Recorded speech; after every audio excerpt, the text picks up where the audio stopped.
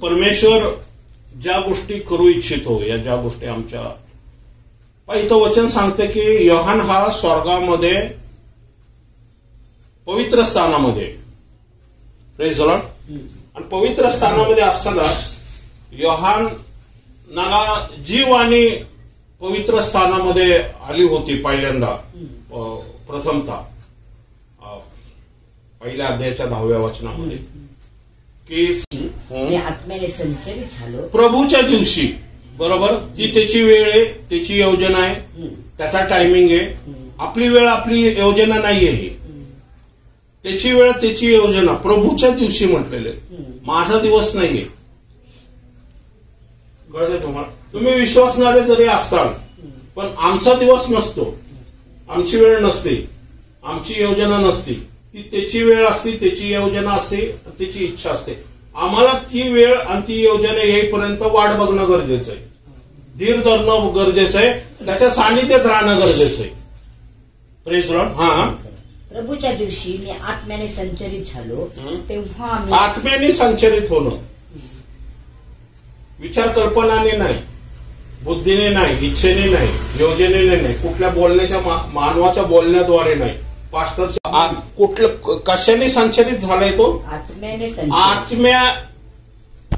संचलित होणं देवाच्या आत्म्याने भरून जाणं प्रेज द लॉर्ड हा तेव्हा मी आपल्या मागे करण्याच्या वाणीसारखी मोठी वाणी आहे हा बरोबर तीच वाणी आपण 4थ्या अध्यायामध्ये सुद्धा बघत आहे बरोबर हा ती म्हणाली तू पाहशील ते पुस्तकात लिही आणि जे इफिस पूर्णा परगम थुतिरा सार्दिस फिलाडेल्फिया व लावाडिकिया येथील 7 मंडळांकडे प्रेज द लॉर्ड बरोबर आहे आता करण्याच्या वाणीसारखी एक वाणी आली बरोबर आहे आणि ती काय म्हटली काय कर पत्र लिही कोणाला पत्र लिही मंडळीला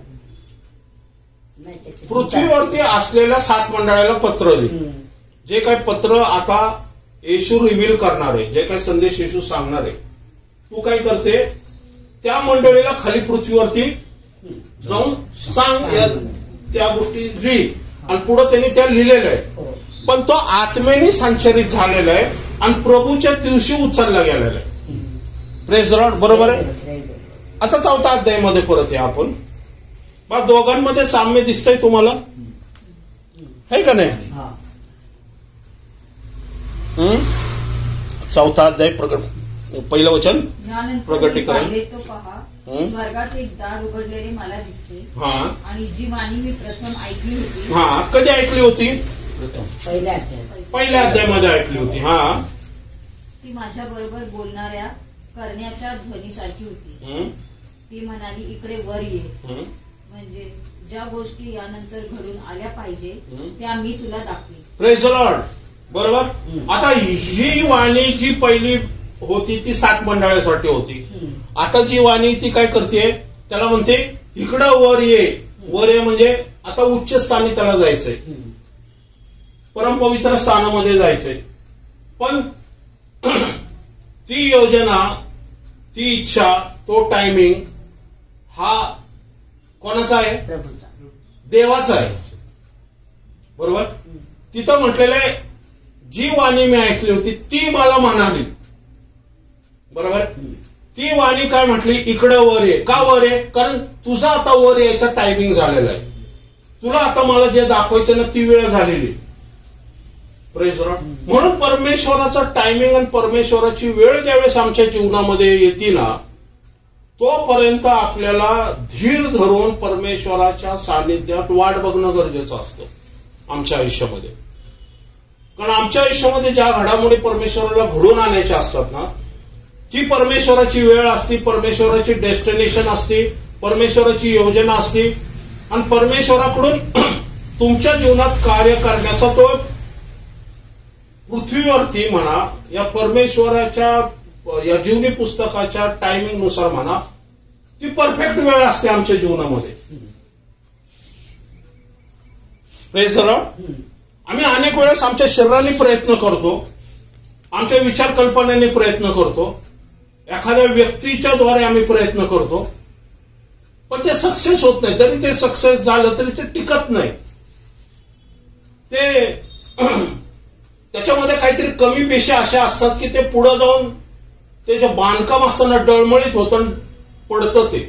मग आपण म्हणतो की असं का झालं, मी तर योग्य नोकरी धरली होती, योग्य प्रकारचा मला पगार होता, योग्य प्रकारचं शिक्षण होतं, योग्य प्रकारची माझी हेल्थ होती, योग्य प्रकारचं व्यक्तीबरोबर मी ज्याला म्हणतो ना जीवनामध्ये चालायचा प्रयत्न करत होता. मग असा प्रॉब्लेम आणि असा समस्या माझ्या जीवनामध्ये का आलेली आहे? कारण ज्यावेळेस आम्ही परमेश्वराच्या सानिध्यात त्याची वेळ आणि त्याच्या योजनेची वाट बघताना जर घाई केली ना, तर मग आमच्या जीवनामध्ये, या अब्रामाच्या जीवनामध्ये हागार नावाची एखादी व्यक्ती येऊ शकते जी त्याची डेस्टिनेशन मिस करू शकते. कारण आमच्यामध्ये एक देह आहे, जो देह हा भ्रष्ट देह आहे आणि हा भ्रष्ट देह नेहमी काय करत असतो, स्पिरिच्युअली गोष्टीला या परमेश्वराच्या इच्छे योजनेमध्ये अडखळण ठरू शकतो. तुमच्या विचार कल्पनाने, या माझ्या विचार कल्पनाने, या माझ्या बुद्धीने, शक्तीने, सामर्थ्याने, या ओळखीने, या नातेवाईकांमधून अशा काही गोष्टी आपल्यामध्ये पेरल्या जातात की जे आमच्यासाठी योग्य नाहीये, पण ते भर देऊन तुम्हाला सांगतात की ही गोष्ट, हे उत्तर तुझ्यासाठी बेस्ट आहे. हागारला समोर कोणी आणली? सारा कोण होती? अब्रामाची. लांबून नव्हतं, त्याच्या स्वतःची जवळची बायको, सख्खी बायको, जिला परमेश्वराने प्रॉमिस दिलं होतं की तुझ्या उदरातून मी इसाक निर्माण करणार आहे, तुला मी राणी बनवलेलं आहे या पृथ्वी तलावरती. अब्राम कोण होता? त्याला म्हटलं नाही नाही नाही, ज्येष्ठ पिता म्हटलेले त्याला. तो म्हटलं मी तुला ज्येष्ठ नाही तर तुला काय करणार आहे, मी श्रेष्ठ पिता, म्हणजे विश्वासाचा पिता करणार आहे. ज्येष्ठ असून उपयोग नाहीये. ज्येष्ठ व्यक्ती असतो 80 वर्षाचा, 90 वर्षाचा, पण तो ज्येष्ठासारखं काम कधी करत नाहीये. तो भरकटल्यासारखं कधी कधी काम करत असतो. आणि मग आपल्याला समजून सांगावं लागतं, काका, दादा, मामा, आजोबा असं नका करू, हे चुकीचं आहे. बरोबर. ज्येष्ठत्व आलं म्हणजे आमच्या विचार, आमच्यामध्ये बुद्धी आली, आपण प्रौढ झालो असं होत नाही. म्हणून परमेश्वर म्हणतो तू ज्येष्ठ नाही, तुला श्रेष्ठ केलेले. श्रेष्ठ म्हणजे ज्येष्ठांमध्ये बेस्ट आणि लोकांमध्ये श्रेष्ठ, की तुझ्याद्वारे मी काय करतो, म्हणजे स्पिरिच्युअली मध्ये परफेक्ट असा विश्वासाचा पिता त्याला केले परमेश्वराने. पण तो विश्वासाचा पिता होईपर्यंत त्याला परमेश्वराच्या सानिध्यात वाट बघावी लागली, विश्रांती घ्यावी लागली आणि परमेश्वराकडं काय करावं लागलं, त्याला विश्वासाने परमेश्वराच्या सानिध्यात बसावं लागलं त्याला. म्हणजे कसं होतं की ज्यावेळेस आम्ही परमेश्वराच्या सानिध्यात चालतो, परमेश्वराची इच्छा योजनाचा टायमिंगचा आपण काय करावं, बसायला पाहिजे, वाट बघणं गरजेचं आहे. वचन सांगते की आपल्याला मोशे ज्यावेळेस 80 वर्षाचा झाला त्यावेळेस परमेश्वर झुडपातून त्याला प्रगट झाला. प्रेसर मग परमेश्वर तो सिंहासनामध्ये असताना, या तो राजपुत्र बनत असताना तू त्याला का प्रगट झाला नाही? तू जंगलामध्ये 70 वर्षाचा तो असताना का प्रगट झाला नाही? 80 वर्षाचा होईपर्यंत तू का थांबला? येशू ख्रिस्ताला 27 वर्षाचाच का नाही सांग तू प्रीचिंग करायला पाठवलं? 30 वर्ष का घेतलीस तू? बरं 30 वर्ष घेतली तर फक्त 3.5 वर्ष पृथ्वीवरती त्याला ठेवलं. अजून 5-10 वर्ष 40 वर्षापर्यंत ठेवलं असतं तर तुझं काय बिघडलं असतं? अजून चिन्ह चमत्कार झाले असते. बरोबर. ती देवाची वेळ आहे, तो देवाचा टायमिंग आहे. म्हणून येशू ख्रिस्त 30 वर्षापर्यंत वाट बघत होता. 30 योहान संदेष्टा हा ऑलरेडी येशू ख्रिस्ताच्या आधी 3-4 वर्ष आधी तो पाण्याचा बाप्तिस्मा देत होता. पश्चातापाचा आणि पापाच्या नावात बाप्तिस्मा देत होता. पण परमेश्वराला येशू ख्रिस्ताने कधीच सांगितलं नाही जा योहान संदेष्टाकडे. ज्यावेळेस त्याचं वय बरोबर 30 वर्षाचं झालं, ज्यावेळेस वेळ आली, परमेश्वराने देवाच्या आत्म्याने त्याला योहानासमोर उभं केलं. Praise the Lord. Praise the Lord. ती देवाची योजना आहे, ती देवाची वेळ आहे. त्या वेळेपर्यंत येशू ख्रिस्त थांबला होता. येशू ख्रिस्ताचा जन्म मरियाच्याच उदरी का झाला? त्याच्या आधी का नाही झाला? या त्याच्यानंतर का नाही झाला? कुमारी का होण्यासाठीच का झाला? म्हणजे परमेश्वराचा एक टायमिंग आहे, परमेश्वराचा एक वेळ आहे, परमेश्वराचं एक बोलवणं आहे. Praise the Lord. वचन काय सांग परत वाचा. यानंतर मी पाहिले तो पहा, स्वर्गात एक दार उघडलेले मला दिसले, आणि जी वाणी मी प्रथम ऐकली होती ती माझ्या बरोबर बोलणाऱ्या करण्याच्या ध्वनीसारखी होती.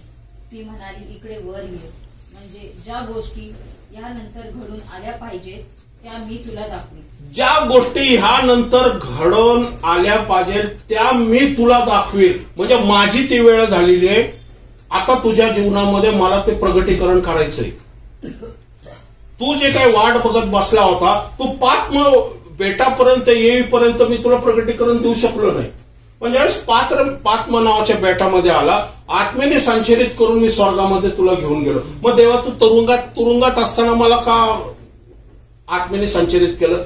मी ज्यावेळेस तुझ्या सान्निध्यात बसत होतो, गुडघ्यावरती जात होतो, प्रार्थना करत होतो, त्यावेळेस मला आत्म्याची संचरित करून तू स्वर्ग दाखवला नाही. कैदीमध्ये असताना तू का स्वर्ग दाखवला? बरोबर. म्हणजे आमच्या जीवनामध्ये सुद्धा परमेश्वराची जी वेळ असते ना, जो टायमिंग असतो ना, त्यावेळेस परमेश्वराची वाणी ऐकण्याचा जो समय असतो ना, त्यावेळेस जर आपण स्पिरिच्युअली सान्निध्यात परमेश्वराच्या समोर उभा असलेला ज्यावेळेस तो आम्हाला पाहिल, त्यावेळेस तो म्हणल, इकडे वर ये. तो म्हणल, मी जाऊ शकत नाही, मी जायचा प्रयत्न करल, पण ती माझी वेळ नाहीये. तो माझा टायमिंग नाहीये. ती त्याचं बोलावणं आहे. म्हणून वचन सांगते, त्याने मला निवडलेले, मी त्याला नाही निवडलेले. बरोबर कळते तुम्हाला? त्याने मला निवडले याचा अर्थ काय? माझ्याकडून जे काम करून घ्यायचंय ना, त्यासाठी त्यांनी निवडले.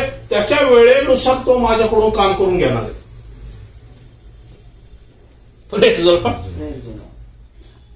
कळतंय तुम्हाला? आता तो जर त्याच्याकडून त्या वेळेमध्ये जर काम करून घेणं येणार आहे, तर मला काय करणं गरजेचं आहे? त्याच्या सानिध्यात त्याच्या वेळेमध्ये त्याची वाणी ऐकण्यासाठी स्पिरिच्युअलीरित्या मी आत्म्याच्या सानिध्यात त्याच्या समोर उपस्थित असलेलं गरजेचं आहे. ज्या वेळेस मी अनुपस्थित तिथं असेल, जर प्रार्थनेपासून मी लांब गेलो, चर्च पासून लांब गेलो, देवाच्या सेवकापासून लांब गेलो, बायबल वाचनापासून मी लांब गेलो, जगी गोष्टीमध्ये मी जास्त गुरफटलो, नोकरी धंद्यामध्ये जास्त इन्व्हॉल्व झालो, कळतंय का? आमच्या जगिक समस्यामध्ये जर जास्त दैहिक शरीर माझ्यामध्ये जर जास्त काम करायला लागलं ना, तर परमेश्वराची वाणी जरी आली तरी मला कळणार नाही. तर परमेश्वराची वाणी ऐकण्यासाठी आमच्या शरीराचं काहीच काम नाही, आमच्या आत्मेचं काम आहे. Praise the Lord. Praise the Lord. आमच्या प्रार्थना का ऐकल्या जात नाही? कारण आमच्या प्रार्थना नेहमी आम्ही शरीराने करतो, पण आत्मेमध्ये आपण प्रार्थना, आमचा जो आत्मा असतो ना, हा पूर्ण सायलेन्स असतो. म्हणजे भावनिकरित्या ज्यावेळेस आपण प्रार्थना करतो, या भावनिकरित्या आपण परमेश्वराकडे ज्या वेळेस मागतो ना, त्यावेळेस आमच्या मनामध्ये शंका काय येते माहिती का? कारण आम्ही ते शरीराने प्रार्थना करत असतो, आत्मा आमचा सायलेन्स आहे. म्हणून अनेक वेळेस प्रार्थना झाल्यावर लोक परत येतात आणि लोक म्हणतात, ब्रदर माझ्यासाठी प्रार्थना करा. म्हटलं ऑलरेडी आता प्रार्थना झालेली आहे, तुमचं लक्ष कुठं होतं? म्हणजे ते दैहिकरित्या चर्चमध्ये उपस्थित येते, पण आत्म्यामध्ये त्यांनी पवित्र आत्म्याची जाणीव, पवित्र आत्म्याच्या उपस्थितीला त्यांनी मिस करून टाकलेलं आहे. कारण देवाच्या वचनाकडं, या देवाच्या सेवकाकडं, या देवाच्या सेवकाच्या मुखातून आलेल्या पवित्र आत्म्याचं सामर्थ्य जे त्यांच्या जीवनामध्ये नेसेसरी, जे शब्द त्याच्या जीवनामध्ये नेसेसरी ना, त्यालाच तिने मिस केले. नाही कळलं. कसं आहे, आता एखाद्या व्यक्तीला ताप आहे तर त्याला समजा कुठली गोळी आपण नॉर्मली देतो, क्रोसिन, पॅरासिटामॉल. एखाद्या व्यक्तीला ज्याला म्हणतो आपण पोटदुखी आहे त्याला आपण दुसरी गोळी देतो, काहीतरी देतो आपण, गॅस वगैरे झाला असेल म्हणून. बरोबर आहे. म्हणजे जर एखाद्याचं पोट दुखतंय आणि त्यांनी क्रोसिन खाल्ली तर त्याचा इफेक्ट उलट मला वाटतं त्या क्रोसिनने अजून गॅस होईल त्याच्या पोटामध्ये.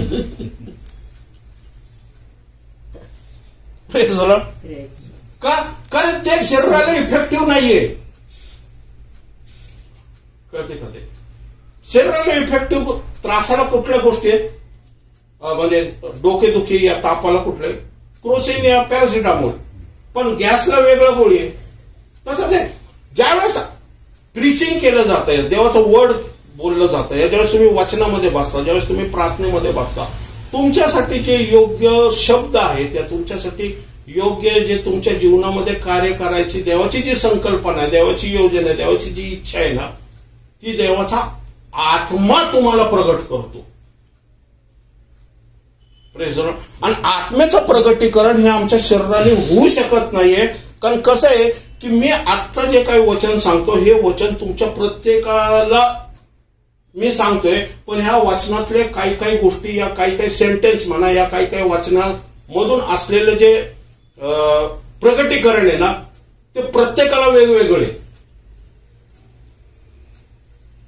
आंटीची समस्या वेगळी, सिस्टरची समस्या वेगळी, तुमची समस्या वेगळी, ब्रदरची, म्हणजे प्रत्येकाची समस्या इथं वेगळी आहे. आणि तुमच्या प्रत्येकासाठी प्रत्येक वचन देवानी संदेशाद्वारे दिलेलं आहे.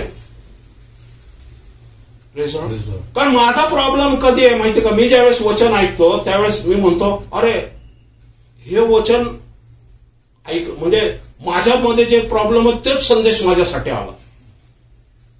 होतं ना असं. आणि आपण ज्यावेळेस एखादा दुसरा म्हणतो अरे हे माझ्यामध्ये जे प्रॉब्लेम होता तोच संदेश आज मी ऐकला. आणि मग दुसऱ्याला तुम्ही विचारलं कसा संदेश होता, माहित नाही, मुलगा खूप गडबड करत होतो पण चांगला संदेश होता, सगळे लोक टाळ्या वाजवत होते, पास्टर जोर जोरात बोलत होते, चिन्ह चमत्कार घडलं. मग काय झालं, दोन व्यक्तीला संदेशचा स्पर्श झाला, एक व्यक्ती दुसरीकडेच गुरफटला, कारण तो देहामध्ये. आणि प्रार्थनेमध्ये ज्यावेळेस शेवटची प्रार्थना येते आणि आपण येतो 12ला, ज्यावेळेस चर्च संपतं आणि आपण 12ला 10 कमी असताना जर आलो आणि मग ते म्हणतात की आता हात उंच करा, आता देवाचा आत्म्याचं सामर्थ्य उतरून येणार आहे. अरे पण सामर्थ्य उतरून येण्यासाठी देवाचं वचन तर आमच्यामध्ये जायला पाहिजे, देवाचं सानिध्य तर जायला पाहिजे, देवाची स्तुती आराधना तर आमच्यामध्ये जायला पाहिजे, तर मग देवाचा आत्मा काम करेल ना. देवाचा आत्मा असं नाही म्हणत की बाबा आता हा बिर्याणीची हांडी घडी 7 पासून बिर्याणीची हांडी करत होता, बरोबर 12-10ला कमी असताना बिचारा आला तरी चला आशीर्वादित करू, नाही. तुमचा देह त्यावेळेस काय व्हायला पाहिजे, देहातल्या असलेल्या गोष्टी या सायलेन्स व्हायला पाहिजे ना, आत्मा जागरूक व्हायला पाहिजे. ज्यावेळेस तुमचा आत्मा जागरूक होतो ना त्यावेळेस आत्म्यामधून असलेले सामर्थ्य जे आहे ना आमच्या आत्म्याला प्राप्त होतो, आमचा आत्मा आमच्या शरीराला, आमच्या आत्म्याद्वारे आमच्या शरीराला आरोग्य मिळतं. Praise the Lord. ती देवाची योजना, देवाचं टायमिंग आणि ती देवाचं, त्याच्यासाठी आम्हाला वेट करणं गरजेचं, थांबणं गरजेचं देवाच्या समोर. Praise the Lord. Praise the Lord. पण येशूच्या नावामध्ये आरोग्य मिळतं, पण येशू केवळ मुखाने येशू बोलल्याने प्रत्येकाला आरोग्य मिळत नाहीये. येशू चाललाय त्या ह्याच्या रस्त्यावरून, अनेक लोक येशूला धक्का मारतात, येशूला हाताला धरतात, येशूला कदाचित मिठी पण मारतात, येशूला प्रार्थनेसाठी विनंती पण करतात. पण एक व्यक्ती होती जी 12 वर्षे रक्तस्रावी स्त्री होती, तिने कोणाकडे बघितलं नाही, तिने गोंड्याला स्पर्श केला. तिने देवाच्या आत्म्याकडून तिला जे रेव्होल्युशन झालं, नीट लक्षात घ्या, देवाच्या आत्म्याकडून तिने काय रेव्होल्युशन झालं. वचन असं सांगते की ती म्हटली की जर येशूच्या गोंड्याला मी स्पर्श केला तर मी बरी होईल. हे कोणी तिला रिव्हील केलं? देवाच्या आत्म्याने तिला रिव्हील केलं. 12 वर्षापर्यंत देवाचा येशू तिच्या समोर आला नव्हता. 12 वर्षांनी येशू तिच्या समोर, ती तिची वेळ होती, ती त्याचा टायमिंग होता. तिचे कान त्या आत्म्याच्या वाणीकडे असणं गरजेचं होतं. आणि तिने ती वाणी ऐकली आणि त्या वाणीनुसार तिने गोंड्याला स्पर्श केला. विश्वासाने रक्तस्राव बरं झाला. Praise the Lord, praise the Lord. आमच्या समस्या, आमच्या प्रॉब्लेम मध्ये आम्हाला पवित्र आत्म्याची ही वाणी ऐकणं गरजेचं आहे की ही माझी वेळ आहे का. आणि जर तुमची वेळ असेल ना, कोणी त्याला अडवू शकत नाहीये, कारण देवाचं सामर्थ्य तुमच्यामध्ये व्हायल्याशिवाय राहणार नाही.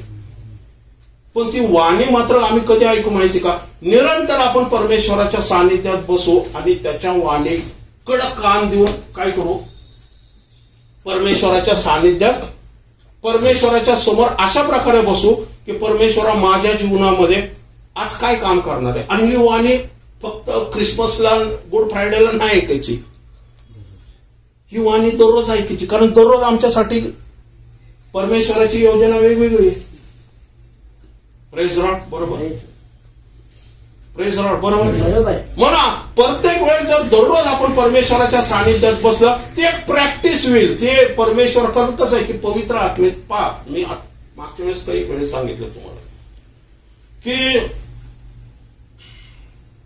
मुलाच्या गाडीचा आवाज जरी झाला तरी तुम्हाला कळतं की तुमच्या मुलाची गाडी आली. तुमच्या मुलाची वाणी जरी तुम्ही ऐकली, खाली 100 माणसामधून एखादा व्यक्ती जरी बोलला तर तुम्हाला ओळखता का नाही? असं होतं का की तुमचा मुलगा ओरडतोय, तुम्हाला कळतच नाही की माझा मुलगा खालून ओरडतोय, मला कॉल करतोय या मला बोलवतोय म्हणून? असं होतं का? नाही होत. आम्ही जरी घरात बसलो असतो, खालून जरी हाक मारली, माझ्या बायकोने हाक मारली, या मी खालून मिसेसला हाक मारली, या मुलाला हाक मारली, या मुलाने मला हाक मारली, तर आम्ही लगेच कसं म्हणतो, हा कोणी आपल्या व्यक्तीने हाक मारली का? असं का होतं?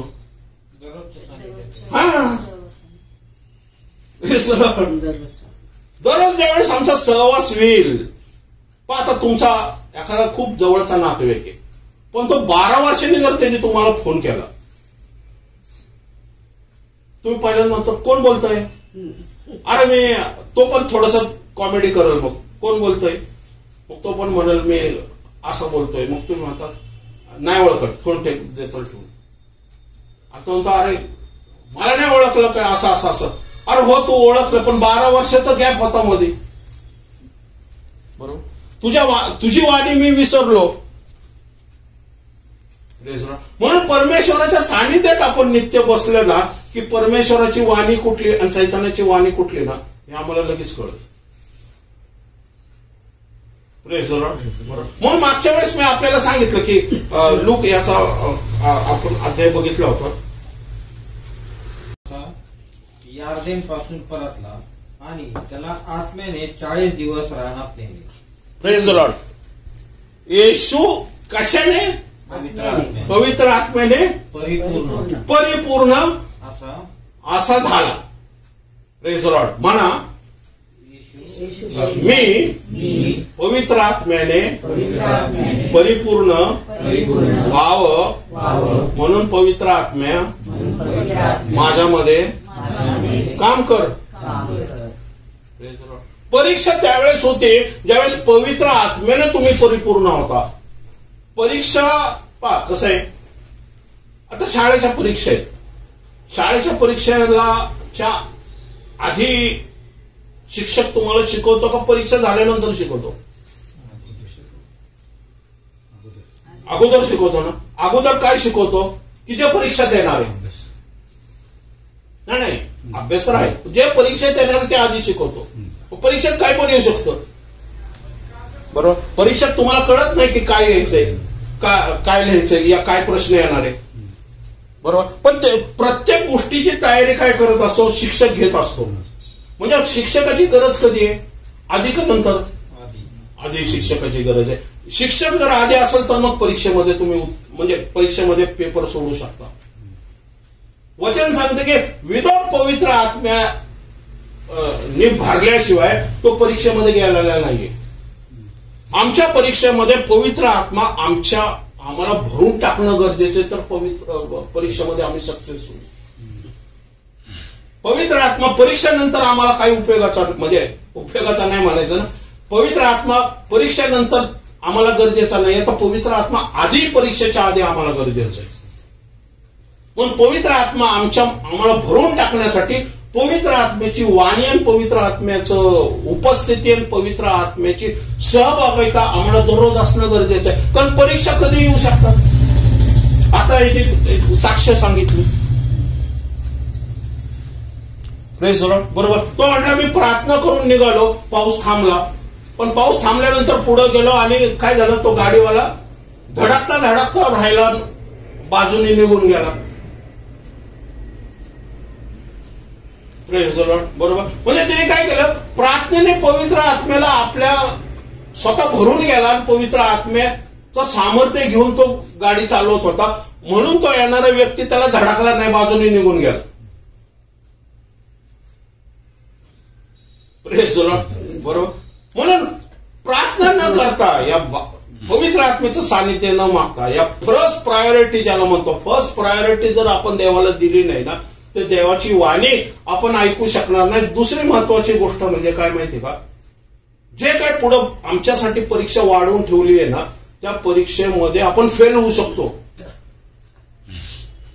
त्या परीक्षेमध्ये नापास होऊ शकतो, त्या परीक्षेमध्ये आमचा तोटा होऊ शकतो. पण ह्या तोट्याने ज्याला म्हणतो एक शिकवण आम्हाला जरूर मिळेल, पण परीक्षेमध्ये आपण सक्सेस व्हावं आणि परीक्षेमध्ये विजय असं बाहेर पडावा ना, ह्यासाठी देवाने पवित्र आत्मा तुम्हाला दिलेला आहे, फेल होण्यासाठी नाहीये. म्हणून शिक्षक शिकवत असताना आम्ही शिकणं का गरजेचं आहे, कारण परीक्षा कधी पण येऊ शकतात आमच्यावरती. चालताना, बोलताना, उठताना, बसताना, रहदारी करताना, घरामध्ये कधी परीक्षा येऊ शकतात. पण त्या परीक्षेमध्ये तयार राहण्यासाठी काय आम्हाला कोणाची वाणी ऐकणं गरजेचं आहे, या कोणाचं प्रोटेक्शन गरजेचं आहे. प्रोटेक्शनला काय म्हणतो आपण, संरक्षण कोणाचं गरजेचं आहे. कारण एक हात असा आहे, परमेश्वर म्हणतो माझा भुज जो आहे हा काय तोडका आहे का म्हणतो. बरोबर. परमेश्वराच्या हातामध्ये आमचं संरक्षण आहे, ते सामर्थ्य दर्शवतं. बरोबर. आणि मग या सामर्थ्याची आम्हाला गरज आहे, कारण सैतान जो आहे हा वचन सांगते की येशूची परीक्षा कोणी घेतली, सैतानाने घेतली. मग सैतान हा दिसतो का, नाही दिसत. मग न दिसणाऱ्या सैतानाविरुद्ध न दिसणारा देवाचा आत्माची मदत घेणं गरजेचं आहे. म्हणून पाऊल म्हणतो मी हवेत मुक्क्या मारत नाही, हवेत मुष्टयुद्ध करत नाही, पण तो माझं मुष्टयुद्ध हे अंधारातल्या दुरात्म्याच्या शक्तीबरोबर मी फाईट करतो, माझ्या शरीराला गुद्दे मारतो म्हणतो मी.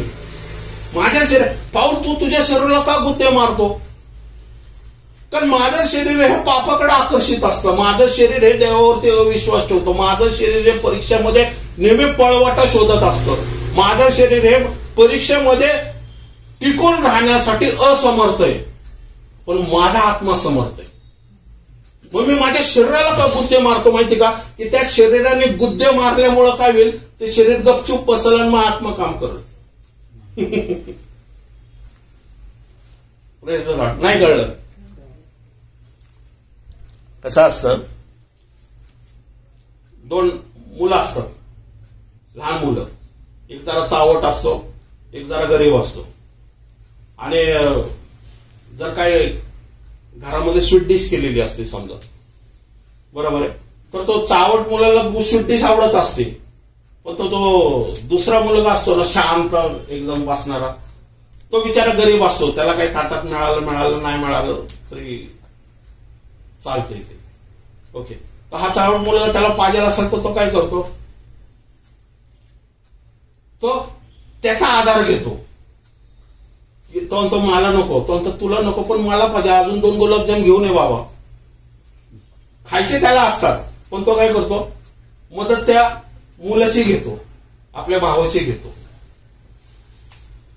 बरोबर कळतंय तो. म्हणजे सांगायचा उद्देश कसं की आत्मा आम्हाला मदत करायला तयार आहे, पण आत्म्याला तुम्ही कशा प्रकारे प्रतिसाद देता त्यानुसार तुमच्या परीक्षेचा रिझल्ट अवलंबून आहे.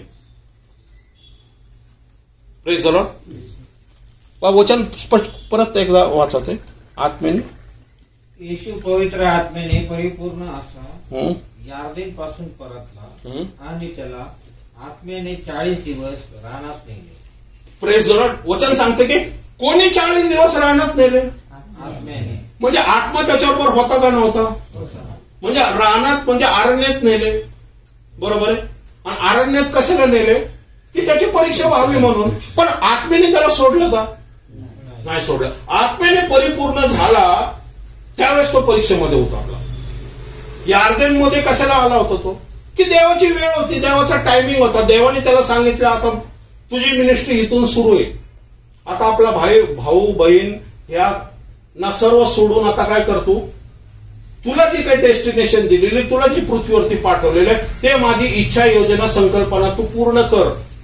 त्यासाठी त्याला काय करावं लागेल? पवित्र आत्म्याने परिपूर्ण होणं गरजेचं आहे. आणि पवित्र आत्म्याने परिपूर्ण होण्यासाठी अरण्यात का नेतोय तो देवाचा आत्मा? परीक्षेसाठी नेतो. परीक्षेसाठी का नेतोय? कारण ह्या परीक्षा ज्या जगामध्ये होणार आहे ते त्याच्या आयुष्यात झाल्यावरच तो साक्ष सांगेल ना. मी आजारातून कधी बरंच झाले नाही, मला कधीच आजार कधीच झाला नाही, मी कधीच आयसीयू मधून मी कधीच बाहेर आलो नाही, मी आयसीयूची टेस्टमनी कशी सांगत? माझ्यामध्ये आजार आला तो आजार देवाने हील केला त्यावेळेस मी कोणाची साक्ष सांगत? परमेश्वराचा गौरव करेल की परमेश्वराने ह्या आजारातून मला सोडवलेले, परमेश्वराच्या सामर्थ्याने मला आरोग्य दिलेले. पवित्र आत्म्या माझ्याबरोबर त्यावेळेस होता. माझं शरीर कमजोर होतं, माझं शरीर प्रतिसाद देत नव्हतं, माझं शरीर म्हणत होतं मला काही खरं नाही, आता तू आता ह्या पृथ्वी तलावरती तुझे दिवस संपलेले. पण आत्मा माझा म्हणत होता नाही, तुला साक्ष रूपी म्हणून मी वापरणार.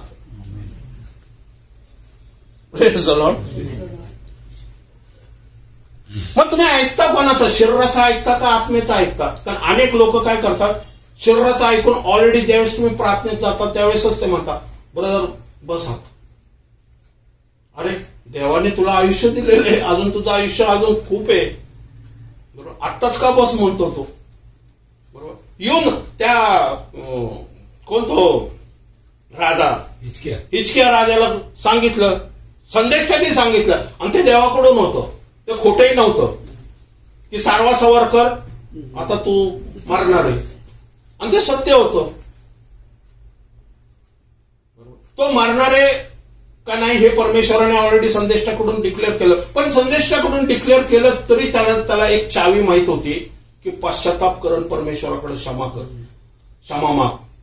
कारण परमेश्वर कसा आहे, दयाळू कृपाळू आहे, आणि तो काय करेल, तो आपल्याला ह्या, कारण माझं अजून वय झालेलं नाहीये, मला अजून जगायचंय, माझ्यामध्ये अजून आयुष्य आहे असं मला आत्मा सांगतोय माझा. मग आत्मा काय म्हणतोय, जर तुला तसं जगायचं असेल तर तू पश्चाताप करून देवाकडे क्षमा माग. दावीद म्हणतो ना की परमेश्वराच्या हातात पडणं चांगलं. त्याला 3 सांगतात ना, तो लोकांची मोजदात करतो.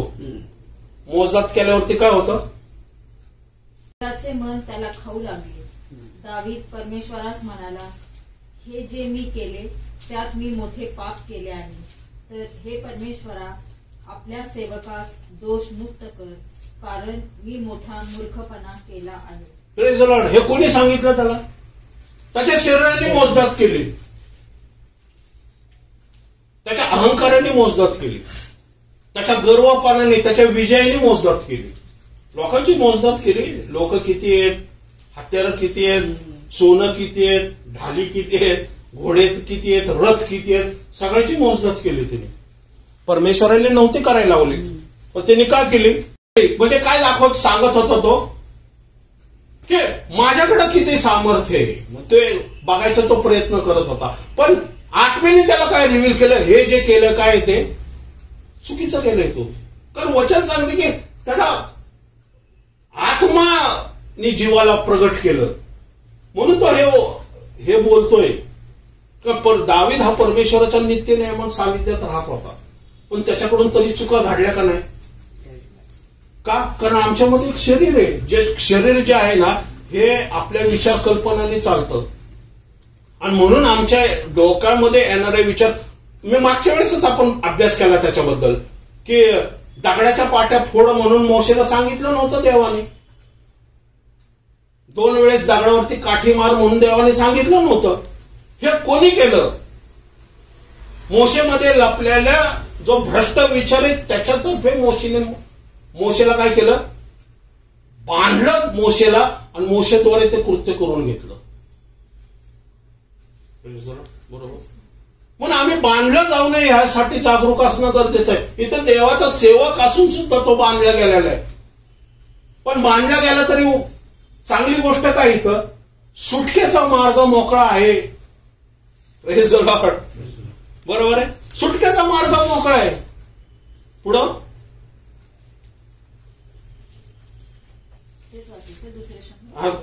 दुसरं दावीद पहाटे सुटला, तेव्हा त्याचा द्रष्टा जो गाद नावाचा संदेष्टा, त्यास परमेश्वराचे वचन प्राप्त झाले की, जा दाविदास सांग, परमेश्वर म्हणतो, मी तुझ्या पुढे 3 गोष्टी ठेवितो, त्यापैकी कोणती तुझसाठी करू ती सांग. तेव्हा गादाने दाविदाकडे जाऊन त्यास हे सांगितले. त्याने त्यास विचारले, तुझ्या देशी 7 वर्ष दुष्काळ पडावा किंवा 3 महिने. एक नंबर काय? 3 गोष्टीपैकी एक चॉईस करतो. दुष्काळ पडावा. तुझी चूक झाली, तुला पश्चाताप करायचा आहे, मी तुला क्षमा करायला तयार आहे परमेश्वर म्हटलं. Praise Lord. पण तुझ्यासमोर 3 ऑप्शन आहे. Praise Lord. परमेश्वर इथं पाहते की हा कुठला ऑप्शन चूज करतोय. नंबर 1 काय आहे? तुझ्या देशी 7 वर्ष दुष्काळ पडावा किंवा 3 महिने. 7 वर्ष दुष्काळ पडावा. आज दुष्काळ पडलं तर काय होईल? शत्रू समोर उभा राहू शकणार नाही तो. माणसांची हानी आणि राज्याची हानी. बरोबर. दुसरं, 3 महिने तुझे शत्रू तुझा पाठलाग करीत 3 महिने तुझे शत्रू तुझा काय करतील? पाठलाग करतील, आणि तू त्यांच्या पुढे पळत राह. तू पळत राहशील. तू गाळण्याचा समोर जसा सामोरा गेलास तसा माझा आत्मा तुला मदत करणार नाही, माझे देवदूत मदत करणार नाही. बरोबर आहे. मी तुला मदत करणार आहे, माझा भुज तुझ्या समोर नसणार आहे. का? कारण तू पश्चातापाची चॉईस ठेवली, म्हणजे पश्चाताप करतोय आता, तर तो पश्चाताप करण्यासाठी मला तुला पर्याय ठेवायचे. पुढं, किंवा तुझ्या देशात 3 दिवस मरी यावी याचा चांगला विचार कर. या तुझ्या देशात काय व्हावे? 3 दिवस मरी यावी. या 3 पैकी कुठलं चॉईस करशील तू? बोल. ज्याने मला पाठविले त्याला मी काय उत्तर देऊ ते पहा. दावीद गादास म्हणाला, मी मोठ्या पेचात पडलो आहे. परमेश्वराच्या हाती आपण पडूया, कारण त्याचे वात्सल्य मोठे आहे. मनुष्याच्या हातात मी पडू नये. Praise the Lord. काय म्हणतो इथं? परमेश्वराच्या हाती पडणं योग्य आहे. का माहिती का? कारण तो त्याचं वात्सल्य म्हणजे त्याची प्रीती, त्याची दया, ती माणसावरती अपारंपार आहे. ज्यावेळेस परमेश्वर ते दुःख या मरी पाहिल ना, तो ती थांबवल. पण मनुष्य थांबणार नाही, निसर्ग थांबणार नाही. पण परमेश्वर थांबल. शत्रू माझे थांबणार नाही. Praise the Lord. बरोबर आहे. पण परमेश्वर थांबल. आणि मग त्यांनी ती 3री चॉईस केली, आणि त्याच ठिकाणी ज्या ठिकाणी मरी थांबली ती जागा म्हणजे डोम ऑफ द रॉक. आत्ताच ज्या ठिकाणी सलमोनाने मंदिर बांधलं तीच ती जागा आहे. ज्या ठिकाणी मरी थांबली ना ती जागा दाविदाने पुढे बघा, तुम्ही वाचा नंतर, ती जागा दाविदाने विकत घेतली आणि मग त्या जागेवरती पुढे जाऊन मंदिर बांधलं गेलं शलोमोनाने. मग मंदिर बांधलं ते. कळते? सांगायचा उद्देश असा की परमेश्वराकडे वात्सल्य. परमेश्वर काय करतो, आपल्या दुःखामध्ये, त्रासामध्ये, समस्यामध्ये जरी चुकलो आपण, तरी तो काय करतो, त्याच्यातून बाहेर काढण्याचा मार्ग परमेश्वराकडे ऑलरेडी उपलब्ध आहे. आमेन. येशू मरण पावला क्रूस खांबावरती, लोकांनी आनंद केला, चला येशू मरण पावला, आता संपली मिनिस्ट्री येशूची, आता काही खरं नाही. आता मरण यासाठी पावलं की मरणावरती विजय मिळावा आणि अधोलोकाच्या मरणाच्या किल्ल्या त्यांनी घ्याव्या, म्हणून तो मरण पावला. पण सैतानाला कुठं माहित होतंय, माणसाला पण माहित नव्हतं. Praise the Lord. बरोबर. हे देवाचं वचन सांगते ना, आमचा मूर्ख, पाऊल म्हणतो आमचा मूर्खपणा हा हेलेनीच्या ज्ञानापेक्षा मोठा आहे. Praise the Lord. बरोबर आहे. आम्ही हेलेनी म्हणतात भूत नाही आहे ह्या जगामध्ये, पण आम्ही माणसांमधून भूत काढतो. Praise the Lord. बरोबर आहे. लोक म्हणतात ही अंधश्रद्धा आहे. अंधश्रद्धा असलं तर मग तो वाकडा तिकडा कसा काय होतो, आपोआप होतो का काय? Praise the Lord. बरोबर. सांगायचा उद्देश की परमेश्वराची वेळ आणि परमेश्वराचा जो टायमिंग आहे. परत या इकडं. मंदिराच्या शिरोभागी उभे केले व त्याला म्हटले, तू देवाचा पुत्र आहेस तर इथून खाली उडी टाक, कारण शास्त्रात असे लिहिलेले आहे की तुझे रक्षण करण्यास तो आपल्या दूतास तुझ्याविषयी आज्ञा देईल आणि तुझा पाय धोंड्यावर आपटू नये म्हणून ते तुला हातांवर झेलून धरतील. येशूने त्याला उत्तर दिले, परमेश्वर जो तुझा देव त्याची परीक्षा पाहू नको असे सांगितले आहे. मग सैतान सर्व परीक्षा संपवून संधी मिळेपर्यंत त्याला सोडून गेला. Praise the Lord. वचन काय सांगते तर येशूची परीक्षा अरण्यामध्ये 40 दिवस होत होती. त्याच्यामधलं एक हे 3 गोष्टी दिलेल्या आहेत. त्या ही तिसरी गोष्ट आहे. तिसरी गोष्ट काय सांगते, आत्म्याने सैतानाने कुठे नेलं त्याला, मंदिराच्या वरती नेलं शिरोभागे, आणि त्याला काय सांगितलं, इथून उडी मार. काय सांगते तो 91 स्तोत्र. 91 स्तोत्र मध्ये आहे ना, म्हणून पण ते धोंड्याची ठेस तुझ्या पायाला कधी लागू नये, अंधारामध्ये लागू नये, दिवसाच्या उजेड्यामध्ये नाही. या तू स्वतःहून उडी मारायचा प्रयत्न करू नको, नाहीतर ते आत्महत्या ठरल.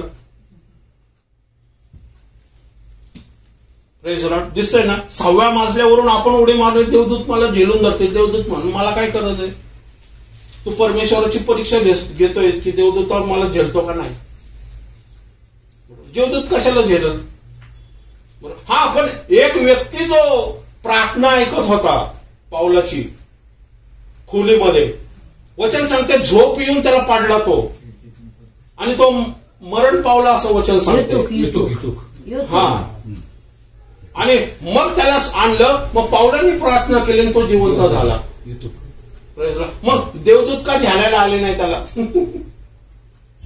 पण देवदूत आले नाही तर एक चालेल, पण देवाच्या सामर्थ्याने आत्म्याने त्याला तर जिवंत केलं. Praise the Lord. बरोबर. अनेक गोष्टी झाली या प्रार्थनेमध्ये. झोपेच्या अधीन तो पाडला, मग परमेश्वर त्याचा जीव हिसकावून घेणार नाही. लोक म्हणते काय हा प्रार्थनेला गेला, बघा गॉस्पल मीटिंग होती, एवढा मोठा पास्टर आला, हा बेशुद्ध होऊन मरण पावला. काय देवाचं सामर्थ्य का, कुठे गेलं देवाचं सामर्थ्य. नाही नाही नाही नाही. पावलेने काय केलं, त्याला वरती आणा, प्रार्थना केली, तो जिवंत झाला. लोक म्हटले असं कसं, मग हा काय कोमामध्ये गेला होता का काय, हलवलं जा उठला. अरे नाही, तो खरोखरच मेला होता बाबा. देवाच्या आत्म्याने त्याला उठवलं, देवाने सामर्थ्य प्रगट केलं तिथं, की हा जो सेवक आहे, हा जो काय वाणी बोलतोय, ह्यामध्ये आध्यात्मिक, जरी त्या सैतानाने त्याच्यामध्ये झोप घातली. पहा कधी कधी काय होतं की सैतान अशी झोप घालतो, काय माहिती का, पडावं म्हणून. आणि वचन ऐकलं की लोकांना झोपा पटकन येतं. एक व्यक्ती म्हटलं, ब्रदर मला झोप येत नाही, काय करायचं. म्हटलं बायबल वाच.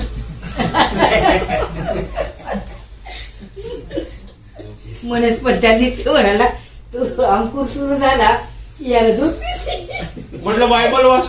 तो म्हटलं अहो ब्रदर, ज्यावेळेस तुम्ही सांगितलं मी खरोखर बायबल वाचतो, मला झोप आली हो. म्हटलं मग त्याच्या सामर्थ्य आहे झोपेचं म्हटलं.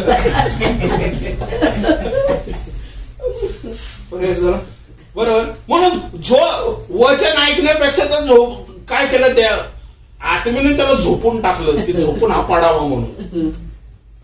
Praise Lord. आणि मग झोपून पाडल्यावरती ज्यावेळेस उठला तो, त्याच्यानंतर आयुष्यात कधी झोपला नाही वचन ऐकताना.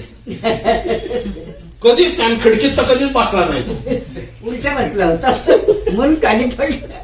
Praise Lord. कारण सैतान आमच्यामध्ये वचन ऐकतानाच काय करतो, झोप आणतो.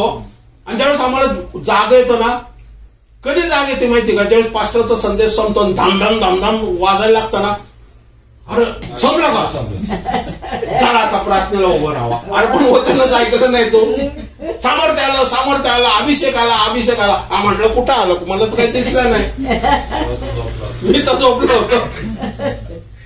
आणि शेजारचा म्हटला, शेजारचा जो होता खुर्चीवरती बसलेला त्या व्हीलचेअरवरती, तो पटकन उठायला उड्या मारायला लागला. म्हटलं ह्याला कसं काय सामर्थ्य मिळालं, आता व्हीलचेअरवर आलेलं, मी पायाने आलो. माझ्यातला 1000 तासाच आहे, कारण तू झोपला होता बाळ. Praise the Lord. बरोबर. हा वचन काय सांगते की सैतानाने काय केलं, परीक्षा घेतली. पण त्या परीक्षेमध्ये कोण होता त्याच्याबरोबर, पवित्र आत्मा होता. पवित्र आत्मा म्हटलं लगेच त्याला उत्तर देऊ नको, थांब. लगेच त्याला प्रतिसाद देऊ नको, थांब. लगेच उडी मारू नको, थांब. प्रथमतः देवाला त्या परिस्थितीला काय उत्तर आहे ना, हे देवाकडे माग. Praise the Lord. म्हणजे जसं योहान म्हणतो ना आपण, जो परात्पराच्या गुप्तस्थळी वसतो. याच्याबद्दल आपण एकदा वचन घेऊया. परतपराच्या गुप्तस्थळी वसतो तो प्रेज द लॉर्ड. बरोबर. मला सांगा, परतपराच्या गुप्तस्थळी वसतो याचा अर्थ काय होतो?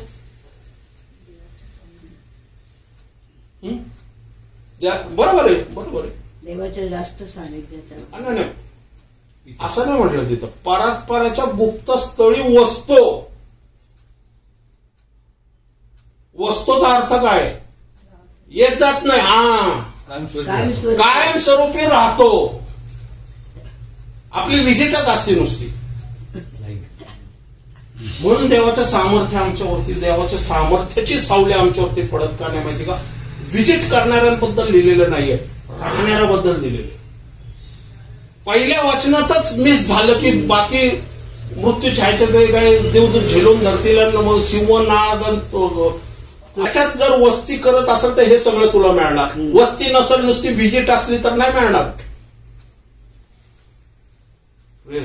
आमच्या व्हिजिट नसाव्या तर आमचं वस्ती नाही, आमचा पत्ता तो असावा.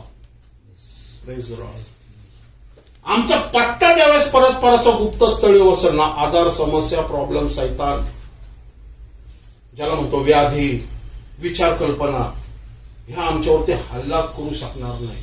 हल्ला जरी केलं तरी तुम्ही परतपराच्या गुप्तस्थळीमध्ये वसत असताना उत्तर तुमच्याकडे उपलब्ध आहे, सामर्थ्य तुमच्याकडे उपलब्ध आहे, सुटका तुमच्याकडे उपलब्ध आहे. कारण देवाचा आत्माच्या पंखावरती आरोढून तुम्ही परतपराच्या गुप्तस्थळीमध्ये जाताय. पवित्र आत्म्याला पंख आहेत, गरुडासारखे पंखावरती मी तुम्हाला उचलून आणलेले आहे म्हटलेले. Praise the Lord. आत्म्याने संचरित होऊन गेलेले, आत्म्याच्या पंखावरती बसून योहान हा पृथ्वीवरतून स्वर्गामध्ये गेलेला आहे. Praise the Lord. बरोबर. जो परतपराच्या म्हणून सांगते इथं की वचन काय सांगते की पवित्र आत्मा म्हटलं थांब, या सिच्युएशन मध्ये तुला काय करायचं ना, परतपराच्या गुप्तस्थळी आहे. म्हणजे येशू प्रार्थना केला, त्याने लगेच उत्तर दिले नाही. येशूने प्रार्थना केली त्यावेळेस पवित्र आत्मा त्याला देवाच्या समोर घेऊन आला, परतपराच्या गुप्तस्थळी घेऊन आल्यानंतर त्याला उत्तर मिळालं. काय उत्तर होतं वाचा. येशूने त्याला उत्तर दिले की परमेश्वर जो तुझा देव त्याची परीक्षा पाहू नकोस, असे सांगितले आहे. हा, मग सैतान सर्व परीक्षा असे सांगितले आहे. कोणी सांगितले आहे? देवानी सांगितलेलं आहे. वरची वाणी कोणाची? उडी टाक, सैतानाची. सैतानाची वाणी. या झाडाचं फळ खा, कोणाची वाणी? सैतानाची. झाडाचं फळ खाऊ नको, कोणाची वाणी? देवाची वाणी. मग वाणी कोणाची ऐकायची? सैतानाची ऐकायची का देवाची ऐकायची? बरं, सैतानाच्या वाणीला उत्तर कसं द्यायचं यासाठी पवित्र आत्मा पाहिजे आमच्याकडून. जो तुमच्या त्या वाणीला उत्तर द्यायला तुम्हाला तयार करतो आणि त्या वाणीमध्ये लपलेलं जे सिक्रेट आहे, या जे पाप आहे, या जे विचार आहेत, या जे ज्याला म्हणतो ना, ज्या अशुद्धता, अधर्म आहे, अधर्म गोष्टी आहेत ना, त्या तुम्हाला प्रगट करतो. परमेश्वराची परीक्षा पाहू नको. सैताना, तू माझी परीक्षा घेतोय, पण मी परमेश्वराची परीक्षा घेणार नाही. का? कारण परमेश्वराची परीक्षा घ्यायची गरज नाही. कारण परमेश्वर दयाळू, कृपाळू आहे आणि तो प्रत्येक वेळेस मला त्याच्या सामर्थ्याने सोडवण्यासाठी सक्षम आहे. हा, देवाकडून जर वाणी असली तर मी उडी टाकतो, मी उडी जरूर टाकत, पण ती देवाची वाणी नाही आहे, ती सैतानाची वाणी आहे. म्हणजे ऍक्च्युली तिथं सैतान बोलत नाही, ते विचार कल्पना आहेत जे त्याच्या डोक्यामध्ये येतात. ते तसं बघायला गेलं तर स्पिरिच्युअली रित्या बघतात. या सैतानाच्या विचार कल्पनावरती विजय मिळवायचा तर आम्हाला काय करावं लागेल? नंबर 1, आत्म्याने परिपूर्ण होऊन चालणं. नंबर 1 पहिल्यामध्येच दिलेले. जसं येशू आत्म्याने परिपूर्ण झाला तसं आम्हाला सुद्धा आत्म्याने, ज्यावेळेस आम्ही परिपूर्ण होऊ, सैतानाच्या प्रत्येक परीक्षेमध्ये आपण विजयी होऊ. जो परस्पराच्या गुप्तस्थळी वसतो आणि वाट बघतो परमेश्वराची, लगेच रिॲक्ट, मागच्या वेळेस सांगितलं, लगेच सिच्युएशनला रिॲक्ट होऊ नका. काही काही डिसिजन एवढे महत्वाचे असतात. लग्नाचं डिसिजन, नोकरीचं डिसिजन, मुलाबाळांचं डिसिजन, भविष्याचं डिसिजन, किंवा आमच्या फायनान्सचं डिसिजन, ठेवीचं डिसिजन. काय काय गोष्टी आपण फिक्स डिपॉझिट करतो ना, त्याचं पण डिसिजन. काही डिसिजन असे असतं का आम्ही श्रमाने, कष्टाने, घामाने मिळवलेले पैसे आम्ही एका XYZ बँकेत टाकतो आणि त्याचा तो मॅनेजर सगळे पैसे गुंडाळतो फुर, पण तो नाही तर दुसरा कोणतरी जातो, पण तो गेल्यामुळे आपली बँक बुडीत. मग माझी चुकी आहे का? बिचारे मग आपले का कारण किंवा जे टाकले ते चांगल्या उद्देशाने टाकले की मला रिटर्न चांगला घ्यावा, पण तुम्हाला भविष्य माहित नाही. देवाच्या आत्म्याला भविष्य माहिती. देवाचा आत्मा तुम्हाला सतर्क जागरूक करत, नको टाकू. मी मागच्या वेळेसच सांगितलं, वाट पाहणं. काय काय फायनान्शियल प्रॉब्लेम होतो, मी सांगितलं ना, मार्च मध्ये एवढा मोठा फायनान्शियल प्रॉब्लेम झाला, पण तो फायनान्शियल प्रॉब्लेम काहीतरी आम्हाला शिकवण्यासाठी झाला होता. दोन महिने वाट बघितले, 2 महिने कंटिन्यूस. प्रत्येक एक दमडी खर्च करत असताना 10 वेळा विचार करत होतो. का? कारण काय काय चुका आमच्याकडून घडतात आणि चुका घडल्यानंतर त्याचं प्रायश्चित पण भोगावं लागतं. पण 2 महिने देवाने आम्हाला सांभाळलं आणि 2 महिन्यानंतर सुटका सुद्धा झाली.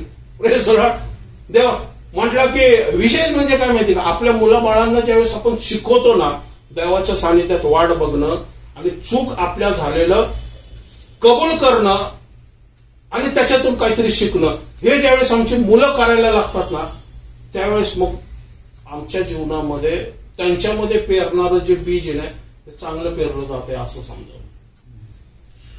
आमची लेकरं बाळं ज्यावेळेस प्रार्थना करतात, आमची लेकरं बाळं ज्यावेळेस बायबल वाचतात, आमची लेकरं बाळं ज्यावेळेस आमच्यासाठी आमच्याकडे सल्ला मागतात, या प्रार्थनेसाठी येतात ना, ही चांगली गोष्ट आहे. त्यांना त्यांची चुका झाल्या तरी त्यांना नाकारू नका, धिक्कारू नका. त्यांना योग्य प्रकारचं मार्गदर्शन करा, गाईड करा. कारण पूर्वीच्या काळी आपण पण तसेच होतो, पण आपल्याला सांगणारच कोण नव्हतं.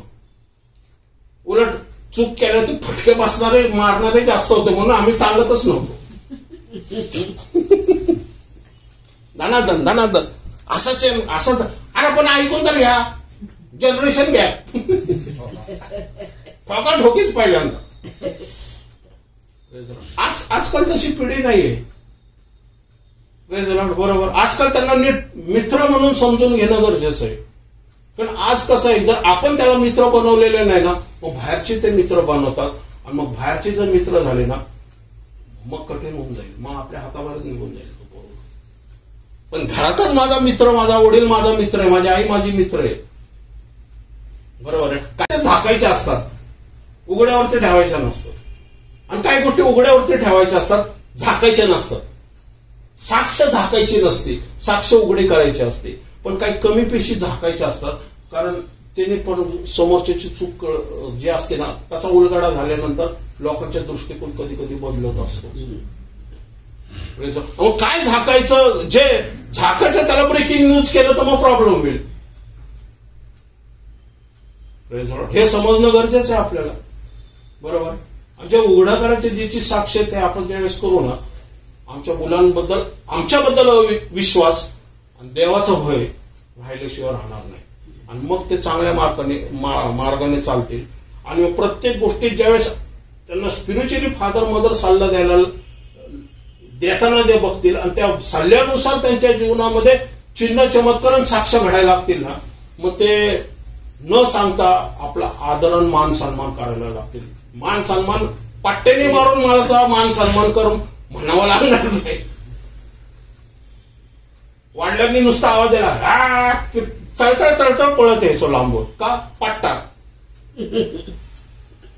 बरोबर. पण प्रेमाने कधी ओढले, कधी प्रेम, एवढं प्रेम का दाखवतो बाबा, आश्चर्य वाटायचं, वडील एवढं प्रेम का दाखवतात, बरोबर. मग आजची पिढी वेगळी आहे, म्हणून आपल्या लेकरा बाळांना सुद्धा समजणं गरजेचं आहे. आमच्या फायनान्सचा ताबा सुद्धा देवाला देणं गरजेचं आहे. कुटुंबातल्या ज्या गोष्टी एकमेकांना शेअर करणं गरजेचं आहे. काही गोष्टी सिक्रेट असता कामा नये. हा, काही गोष्टी जर तुमच्या जर ठेवायच्या असेल तर ते सिक्रेट असतात, ते थोडं ठेवा. पण मोठी जर अमाऊंट असेल ती फॅमिलीमध्ये डिस्कशन होणं गरजेचं आहे.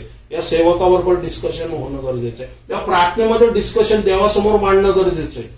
कारण त्याच्यावरती फ्युचर अवलंबून आहे. तुमचं नोकरी म्हणा, तुमचं फ्लॅट घेणं म्हणा, जमीन घेणं म्हणा, सोनं घेणं म्हणा, मुलांचे लग्न म्हणा, ह्या देवाच्या सानिध्यात बसून त्याची वाणी ऐकणं गरजेचं आहे.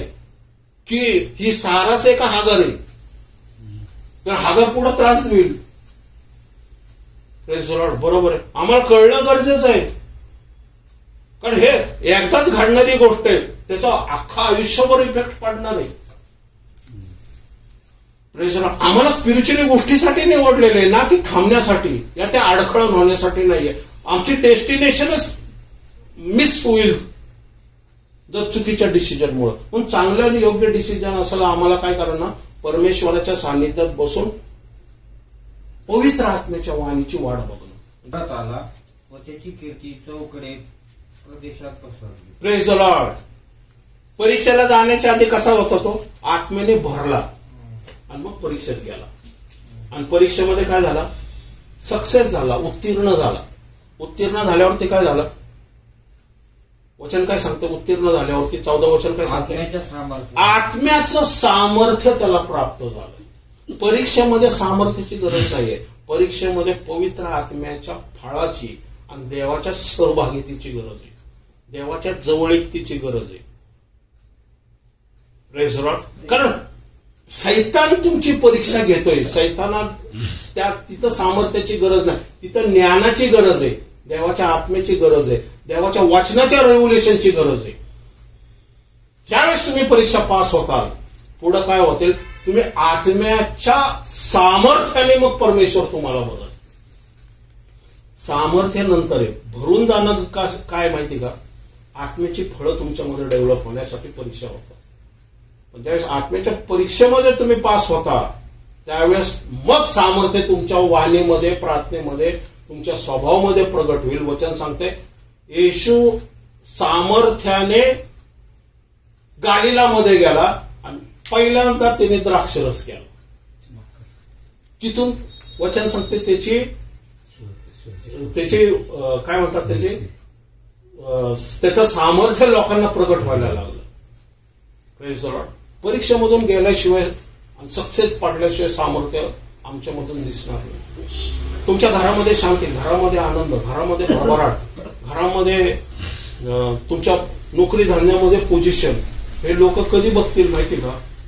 ज्या वेळेस तुम्ही परीक्षेमधून यशस्वीरित्या बाहेर पडताना, त्यावेळेस ज्यावेळेस तुम्ही साक्ष बनताना तुमचं सामर्थ्य लोकांना दिसायला लागल. लोकांना सांगायची गरज पडणार नाही की माझं सामर्थ्य बघा, सामर्थ्य बघा.